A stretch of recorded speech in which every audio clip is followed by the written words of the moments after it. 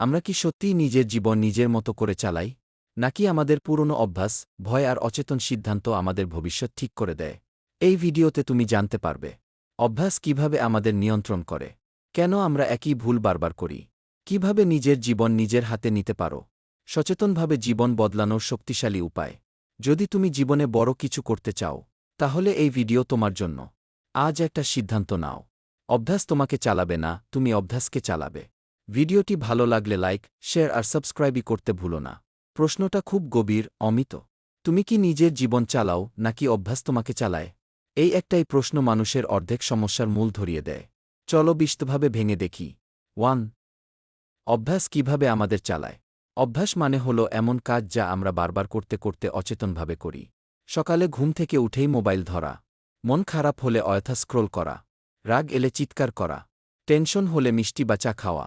এগুলো আমরা ভাবি না, এগুলো অটোমেটিকভাবে ঘটে। ধীরে ধীরে কি হয়, আমরা ভাবি আমরা সিদ্ধান্ত নিচ্ছি, কিন্তু আসলে আমাদের পুরনো অভ্যাসই সিদ্ধান্ত নিচ্ছে। এটা যেন গাড়ির ড্রাইভারে তুমি না, তোমার পুরনো প্রোগ্রাম বসে আছে। 2. কেন অভ্যাস এত শক্তিশালী? 1. মস্তিষ্ক শক্তি বাঁচাতে চায়। 2. যা পরিচিত সেটাকেই নিরাপদ ভাবে। 3. পরিবর্তন মানেই অজানা, আর অজানা মানেই ভয়। তাই তুমি যদি নতুন কিছু শুরু করতে চাও, ব্যবসা, পড়াশোনা, ব্যায়াম, পুরনো অভ্যাস বলবে, কাল থেকে করব কি। 3. নিজের জীবন নিজে চালানো মানে কি? নিজের জীবন চালানো মানে সচেতনভাবে সিদ্ধান্ত নেওয়া, মুহূর্তের আবেগ নয়, দীর্ঘমেয়াদী লক্ষ্য দেখা, প্রতিক্রিয়া না দিয়ে উত্তর দেওয়া, নিজের ভিতরের ভয়কে চিনে তাকে অতিক্রম করা। এটা সহজ না, কারণ এতে কি সচেতনতা কি লাগে। 4. একটা ছোট পরীক্ষা। নিজেকে জিজ্ঞেস করো, আজ আমি যা করেছি তা কি সচেতন সিদ্ধান্ত ছিল, নাকি শুধু আগের মতোই করেছি? আমি কি আমার সময় নিয়ন্ত্রণ করি, নাকি মোবাইল আমাকে নিয়ন্ত্রণ করে? আমি কি রাগ নিয়ন্ত্রণ করি, নাকি রাগ আমাকে চালায়? যদি 70% কাজ অটোমেটিক হয়, তাহলে বুঝবে অভ্যাসই তোমাকে চালাচ্ছে। 5. তাহলে সমাধান কি? 1. সচেতন হও। দিনে অন্তত 3 বার নিজেকে জিজ্ঞেস করো, এই কাজটা আমি কেন করছি। 2. ছোট বদল আনো, হঠাৎ বড় পরিবর্তন না। যেমন ঘুম থেকে উঠে 10 মিনিট ফোন না ধরা, রাগ এলে 30 সেকেন্ড চুপ থাকা। 3. নতুন অভ্যাস তৈরি করো। পুরনো অভ্যাস ভাঙা কঠিন, কিন্তু নতুন অভ্যাস বসালে পুরনোটা নিজে নিজেই দুর্বল হয়। স্বর গভীর সত্য, অভ্যাস খারাপ কিছু নয়। ভালো অভ্যাস থাকলে সেটাই তোমাকে সাফল্যের দিকে ঠেলে দেয়। প্রশ্ন হল, তুমি কি অভ্যাস বেছে নিয়েছ, নাকি অভ্যাসই তোমাকে বেছে নিয়েছে? শেষ কথা, জীবন একটা নৌকা, অভ্যাস হল স্রোত। তুমি যদি দাঁড় না ধরো, স্রোত তোমাকে যেখানে খুশি নিয়ে যাবে, কিন্তু দাঁড় ধরলে তুমি স্রোত ব্যবহার করেই গন্তব্যে পৌঁছাতে পারবে।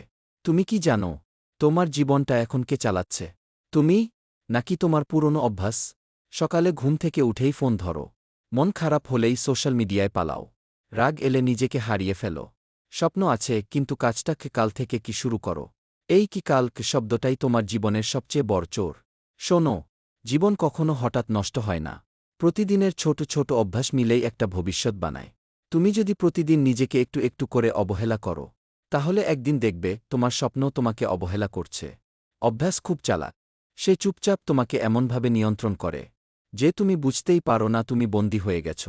কিন্তু একটা প্রশ্ন করো নিজেকে, আমি কি আমার সময় নিয়ন্ত্রণ করি, নাকি সময় আমাকে টেনে নিয়ে যায়?